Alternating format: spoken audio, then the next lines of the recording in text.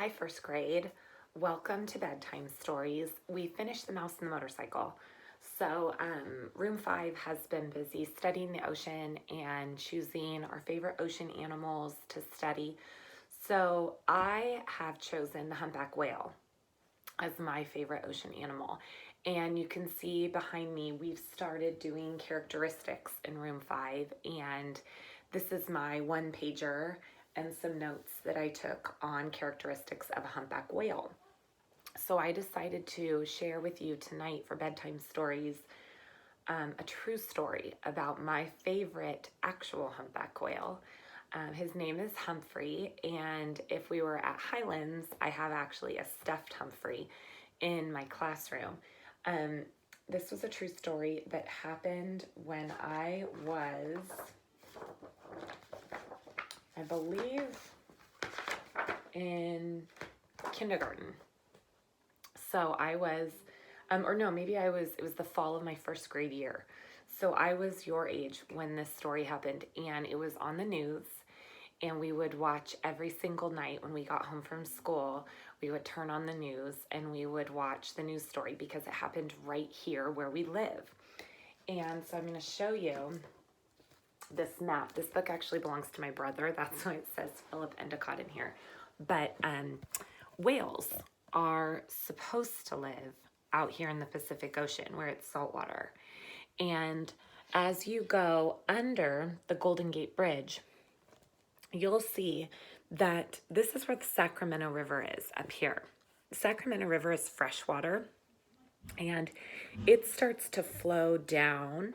This is the bridge that you would cross if you go to Tahoe.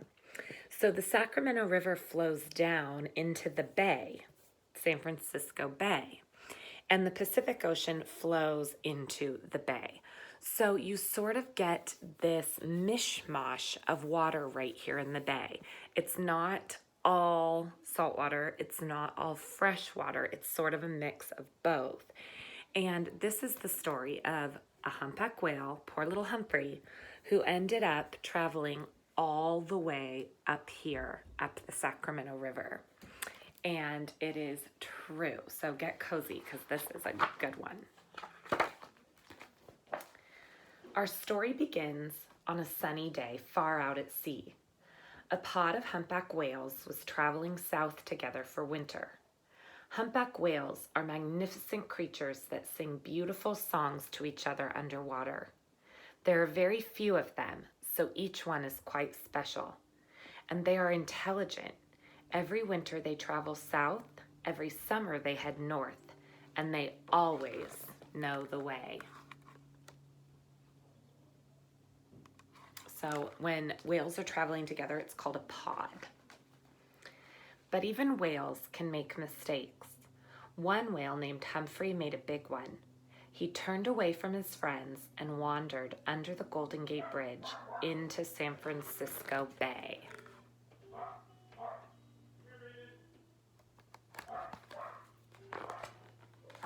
Everyone was surprised to see Humphrey in the bay. People don't get to see humpback whales very often because they usually stay in very deep waters. It was a special treat to see one so close to the city of San Francisco.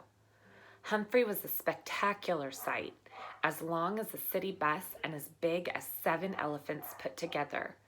He would come up to breathe, appearing as if by magic, and people would stop whatever they were doing to watch him. So the bay is where lots of people bring their boats, and there's lots of dinner cruises and lots of events on boats out in the bay. So people thought, what a treat. Here's this humpback whale who's in the bay. And there was no cause for alarm. Every now and again, humpback whales do travel into the bay, but then they usually go right back out. Then Humphrey did something that no whale had ever done. Instead of swimming back out to sea, he went the wrong way up the Sacramento River. The big river became smaller and smaller as Humphrey traveled upstream. He was looking for the ocean, but it was clear Humphrey was lost. How do you tell a whale to turn around? Hundreds of people came to see Humphrey in the river. They would stare out at the water, waiting for him to come up for air. Then, with a big whoosh, his giant back would appear, and someone would shout, "There he is!" He was an amazing sight, but something was wrong. Whales are supposed to live in salt water of the ocean, not in the fresh water of rivers. A whale would die if it stayed in fresh water too long. Humphrey was in trouble. So the camera crews for the news stations would be out here every night watching him and reporting. And I always wanted to drive out and see him, but my family never did. Everyone knew that Humphrey had to be turned back towards the ocean, but no one knew how to do that. After all, something like this had never happened before. The farther Humphrey went, the more worried everyone became. They wondered whether he was getting anything to eat, whether he was getting sick, or whether he would beach himself in the river. One day, Humphrey squeezed under a tiny bridge. It was so small no one could understand how he had done it. Now he was really in trouble. He was trapped.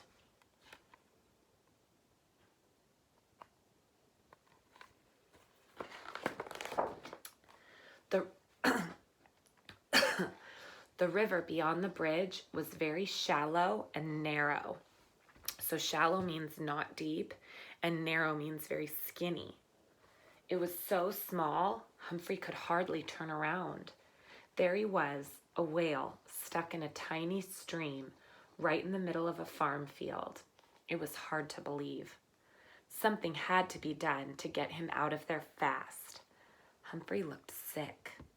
The scientists knew he would die if he didn't get back to the ocean. Time was running out.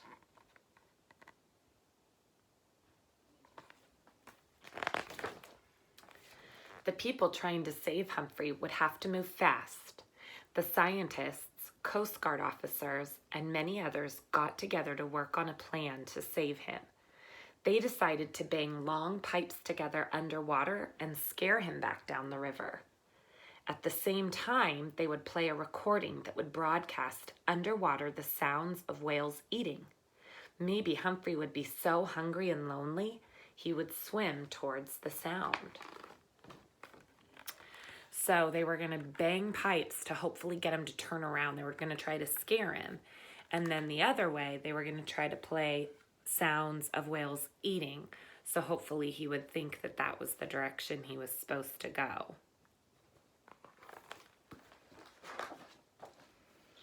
It worked. Humphrey turned around and started swimming back down the river. Everyone was relieved. But the danger wasn't over yet. When Humphrey arrived back at the little bridge, he stopped. He was afraid to go under it. He couldn't find a space big enough to go through. People kept banging the pipes. Humphrey seemed flustered. What would he do? As the pipes kept clanging, Humphrey became angry. He rolled from side to side and thrashed his great tail. People stopped banging the pipes.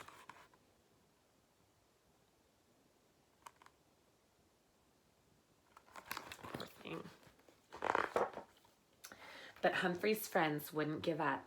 They knew they had to get him past the little bridge. If they didn't, he would die in the river. The people trying to save him decided to make the space under the bridge bigger. They brought in a huge crane and worked through the night to clear away some of the old pilings.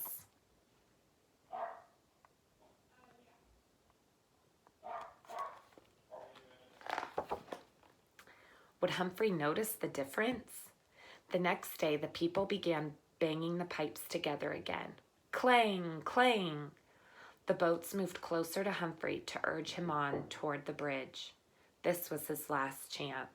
Everyone watched nervously.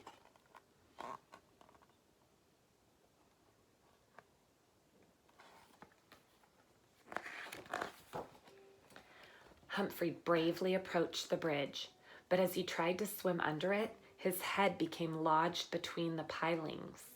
He frantically bobbed his head up and down and thrashed his tail to free himself. It was a terrible moment, The people trying to save Humphrey thought it might be the end. Humphrey was stuck. Suddenly, Humphrey lifted one fin out of the water, almost touching the bridge. As he twisted his body, he broke free from the pilings and swam through to the other side.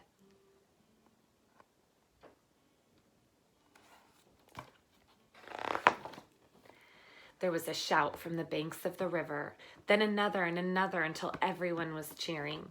"Hooray for Humphrey!" they shouted. "He made it! Humphrey the lost whale was finally on his way home."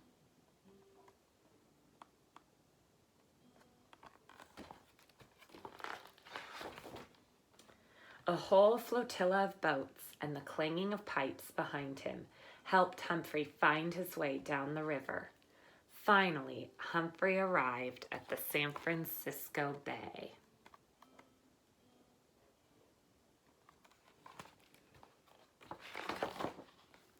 Humphrey spent one whole day happily swimming around the bay. He did tricks for the people gathered along the shore to see him one last time. They oohed when he slapped his tail. They awed when he leaped into the air and belly flopped back into the water. Humphrey seemed to be saying goodbye and thank you to all of his friends who helped save his life.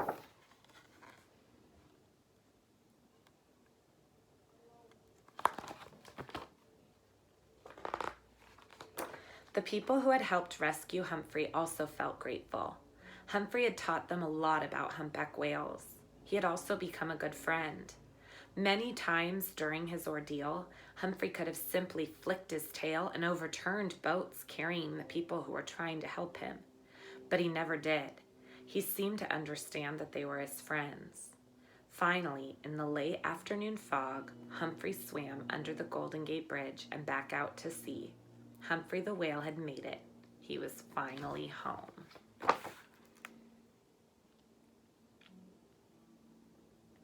So this event taught us so many things because it really taught us a lot about humpback whales up close when scientists had to deal with him. And they learned right away that he understood at some level that they were helping him, not hurting him. He could have used his giant weight and fought the boats off, fought those scientists off, and he never did. And so we realized that he understood that human connection, which is interesting. We also learned that he was thankful. He played around once he got back in there for a whole day, once he got back into the bay, as if to say thankful, or to be thankful. So we can see that to some extent, he showed how grateful he was to these people. The other neat thing that they don't talk about in this book is for the next year at the exact same time, he returned to the bay for a day. He came back under the Golden Gate and he played around in the water again, and he then again left with his pod, which was interesting. So it also showed scientists that, oh my goodness, he remembered what had happened to him. He was coming back again to maybe say hello, maybe say thank you again. But it showed us that humpback whales have a lot more connections than we realized. They're not just these giant wild animals. They have feelings, they have memories. And so that was really interesting. And they could tell that he was Humphrey because his flukes on his tail were very specific to just him. So every humpback whale has different flukes. So the scientists knew right away that that was him again. And scientists actually saw him for years after that with his same pod out in the Pacific. So it's such a sweet story. It also shows how people really came together to help. And we are reading about helpers this week. And you can see this was a true story about this beautiful, gentle giant who needed our help. And it took cranes, and it took coast guards, and it took boats, and it took scientists all working together to save Humphrey. Now, we learned so much. Now, this took place, remember, when I was in first grade. Well, when Cammie was 2 years old, so that was probably 2007, It might have been 2008, but the same thing happened again with a mother humpback whale and her baby. They ended up being named Delta and Dawn, but the exact same thing happened. And I was a mother and a grown-up by that time, but it was interesting to watch on the news because the scientists right away went back to Humphrey's story, and they took everything that they had learned from that first time that this had happened, and they used all those same experiments and those same things to get Delta and Dawn back out to the Pacific Ocean. So that goes to show why we do need to read different historical things, and we do need to learn from them and see what works, because it can repeat itself, and it did. So I'm hoping to link with this story, the actual news footage. I'm going to look for it on YouTube, see if I can find it, because then you could watch it, because I remember being in first grade and just being obsessed with the news story. I thought it was fascinating that this giant, gentle giant was in such this, this tiny little river. So hope you enjoyed it, and now it's time for you to go to bed. So good night, sleep tight, wake up bright in the morning light, and don't let those bed bugs bite. And I miss you and I love you, and I hope you enjoyed Humphrey as much as I did. And you never know, maybe one day you'll be one of those scientists out there saving the world. Okay, love you. Night.